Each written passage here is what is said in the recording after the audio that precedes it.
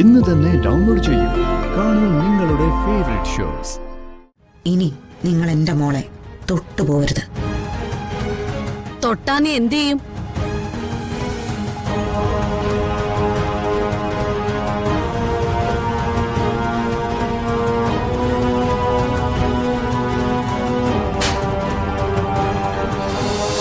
നമ്മൾ തമ്മിൽ സംസാരിക്കുന്നതേ പിള്ളേര് കേൾക്കണ്ടെന്ന് കരുതി. എനിക്കിങ്ങനെ എന്നും ഇവിടെ വരാൻ പറ്റില്ല. ആരാ വിളിച്ചത്? ഇവിടെ നിങ്ങൾ വരേണ്ട ഒരാവശ്യവുമില്ല. ഇവിടുത്തെ കാര്യങ്ങൾ നോക്കാൻ എനിക്കറിയാം. നോക്ക് ദമയന്തി, നമ്മുടെ മക്കൾ തമ്മിൽ ഒരു പ്രശ്നവുമില്ല. മനുവിന് ജ്യോതിയെ ഇഷ്ടമാണ്, അവൾക്ക് മനുവിനെ. പിന്നെ നിങ്ങൾ ജ്യോതിയുടെ കാര്യത്തിൽ കാണുന്ന ഒരു കുറ്റം 9 വർഷം മുൻപ് അവൾക്ക് ഒരു കുട്ടി ഉണ്ടായി എന്നതാണ്. ഞാനത് നാട്ടുകാരെ അറിയിച്ചില്ല. ഒരുപക്ഷെ നിങ്ങൾക്കൊരു പെൺകുട്ടി ഉണ്ടായിരുന്നെങ്കിൽ എന്റെ മാനസികാവസ്ഥ നിങ്ങൾക്ക് മനസ്സിലാവുമായിരുന്നു. അത് പറഞ്ഞിട്ട് കാര്യമില്ല. മനസ്സിലാക്കേണ്ട കാര്യങ്ങൾ മനസ്സിലാവില്ലല്ലോ. ഓ, മോളെന്നെ ചോദ്യം ചെയ്യാൻ വിളിച്ചു വരുത്തിയതാണോ? അങ്ങനെയാണെങ്കിലേ പോകുമ്പോ മോളെയും കൂടി വിളിച്ചോണ്ടങ്ങ് പൊക്കോ. ഒരു മിനിറ്റ്, ഞാനൊന്ന് പറയട്ടെ. എന്റെ മകൻ കൊലപാതകത്തിന് വിചാരണ കഴിഞ്ഞ ഒരാളാണ്. കൊന്നവനല്ലേ? അത് നിങ്ങൾ തന്നെ കോടതിയിൽ നിന്ന് വിളിച്ചു പറഞ്ഞതല്ലേ? പിന്നെന്താ വിചാരണ നടന്നൊക്കെ പറയുന്നേ? ശരി, സമ്മതിച്ചു. ഒരാള് ചീത്തയാണെന്നും പറഞ്ഞ് അയാളുടെ ചുറ്റുമുള്ളവര് ജീവിക്കണ്ടെന്ന് പറയാൻ പറ്റുമോ? ജ്യോതിക്ക് നിങ്ങൾ ആരോപിക്കുന്ന എന്തൊക്കെ കുറ്റങ്ങൾ ഉണ്ടെങ്കിലും അവൾ നിങ്ങളുടെ മകന്റെ ഭാര്യയാണ്. അവൾക്കിവിടെ സമാധാനമായിട്ട് ജീവിക്കാൻ പറ്റണം. എങ്ങനെ? എന്റെ മോളെ നിങ്ങൾ തല്ലാറില്ലേ? അതിനി വേണ്ട. എനിക്ക് ദേഷ്യം വന്നാൽ ഞാൻ തല്ലും, ചിലപ്പോ കൊല്ലും. അതെന്റെ കുടുംബത്തിനകത്തുള്ള കാര്യമാ. പക്ഷേ കുടുംബത്തിനകത്ത് എന്റെ മകളുണ്ട്. അവളെ തുടരുതെന്നാണ് ഞാൻ പറഞ്ഞത്. ഇത്രയും വിലപ്പെട്ട മുതലാണെങ്കിലേ തിരിച്ചെടുത്തോളം ഞാൻ പറഞ്ഞതാണല്ലോ. എന്റെ മോൻ ഇങ്ങനെ ഒരാളെ വേണ്ട. ഇത് ഒരുതരം കോംപ്ലക്സ് ആണ്. അമ്മായിയമ്മയാണെങ്കിൽ മരുമക്കളെ ചീത്ത പറഞ്ഞോളണം എന്ന് തോന്നുന്ന ഒരുതരം കോംപ്ലക്സ്. എനിക്കുണ്ട് ഒരു മരുമോള്. അവളെ ഞാൻ എങ്ങനെയാണ് കൊണ്ടു നടക്കുന്നതെന്ന് കണ്ടിട്ടുണ്ടോ? അറിയോ നിങ്ങൾക്ക്? മനു പറഞ്ഞിട്ടില്ലേ? ആ, എന്തൊക്കെയാ കേട്ടിട്ടുണ്ട്. ഞാൻ എങ്ങനെ പേരെടുക്കാൻ ഒരു കാര്യവും ചെയ്യാൻ ഉദ്ദേശിക്കുന്നില്ല. ശരി, എനിക്കും പേരെടുക്കാൻ ഒരു ഉദ്ദേശവുമില്ല. ഒരു കാര്യം നിങ്ങൾ മനസ്സിലാക്കിക്കോ. നിങ്ങൾ ജ്യോതിയെ ദ്രോഹിക്കുമ്പോ അവൾ ഇനി ഇവിടെ ജീവിക്കണ്ടെന്നും പറഞ്ഞ് അവളെ പിടിച്ചു വലിച്ചിറക്കിക്കൊണ്ടു പോകുന്ന ഒരമ്മയല്ല ഞാൻ.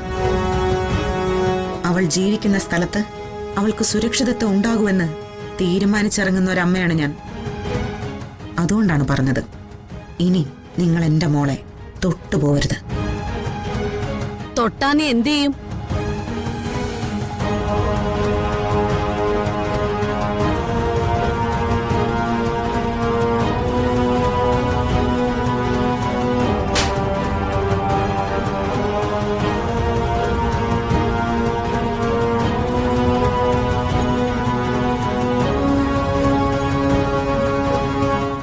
എനിക്ക് അറിയാഞ്ഞിട്ടല്ല, ചെയ്യണ്ടെന്ന് തീരുമാനിച്ചതാ.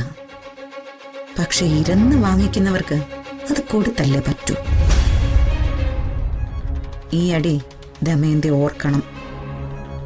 എന്റെ മോൾക്കൊരു വേദനയുണ്ടെന്നും പറഞ്ഞ് ഞാൻ ഇനി ഇവിടെ തിരിച്ചു കയറി വന്നാൽ അവള് വേദനിച്ചതിന്റെ 1000 ഇരട്ടി വേദനിപ്പിച്ചിട്ടേ ഞാനിവിടെ നിറങ്ങും.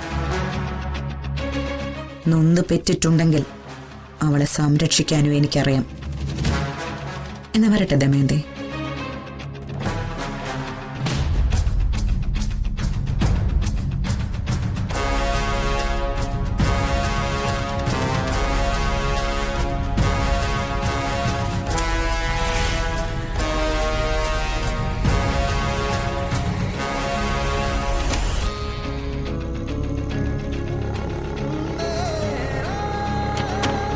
ഇനി നിന്റെ ദേഹത്ത് ആരെങ്കിലും കൈവച്ചാൽ ഒളിഞ്ഞും തെളിഞ്ഞും ഒന്നും വിളിച്ചു പറയണ്ട. നേരിട്ട് പറഞ്ഞോണ എന്നോട്, മനസ്സിലായോ? ഇത് നിന്റെ ഭർത്താവിന്റെ വീടാണ്. നീ എന്നെന്നും ജീവിക്കേണ്ട വീട്. കാലുറപ്പിച്ച് ചവിട്ടി നിൽക്കണം. അമ്മ ഇറങ്ങുകയാണ്.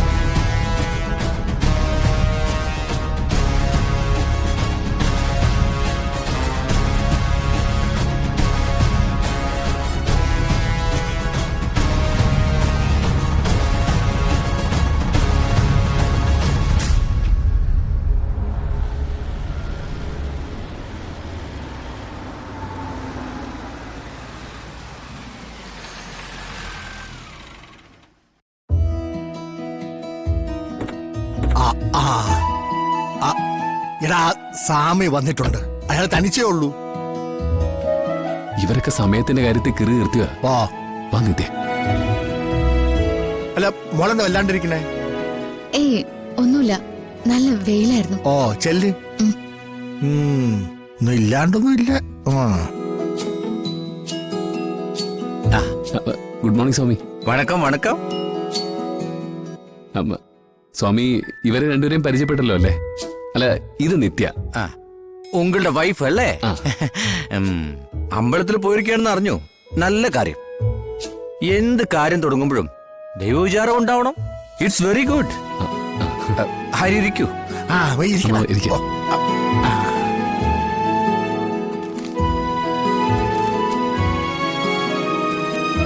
ഇതാണ് കമ്പനി നിങ്ങളും തമ്മിലുള്ള എഗ്രിമെന്റ്. ഓ എല്ലാം ഡീറ്റെയിൽ ആയിട്ട് എഴുതിയിട്ടുണ്ട്. ഒന്ന് വായിച്ചു നോക്കൂ.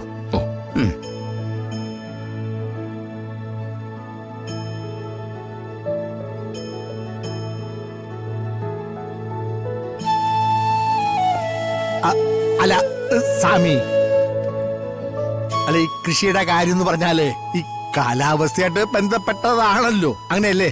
ഏത് അല്ല, അഥവാ അങ്ങനെ എന്തെങ്കിലും പ്രശ്നം ഉണ്ടായാലേ സ്വാഭാവികമായിട്ടും ലോണിന്റെ തവണ മുടങ്ങുമല്ലോ, അല്ലേ? അതൊക്കെ എനിക്ക് തിരിയും. ഓ അങ്ങനെ എന്തെങ്കിലും പ്രശ്നം ഉണ്ടായാൽ അത് കമ്പനിയിൽ ഒന്ന് അറിയിച്ചാ മതി. ആഹാ. കമ്പനി അതിനു വേണ്ട കാര്യങ്ങൾ അപ്പൊ ചെയ്തു തരും. ഓ അതെല്ലാം എഗ്രിമെന്റിൽ എഴുതിയിട്ടുണ്ട്. ഒന്ന് വായിച്ചു നോക്ക്. ഓ വായിക്കാം.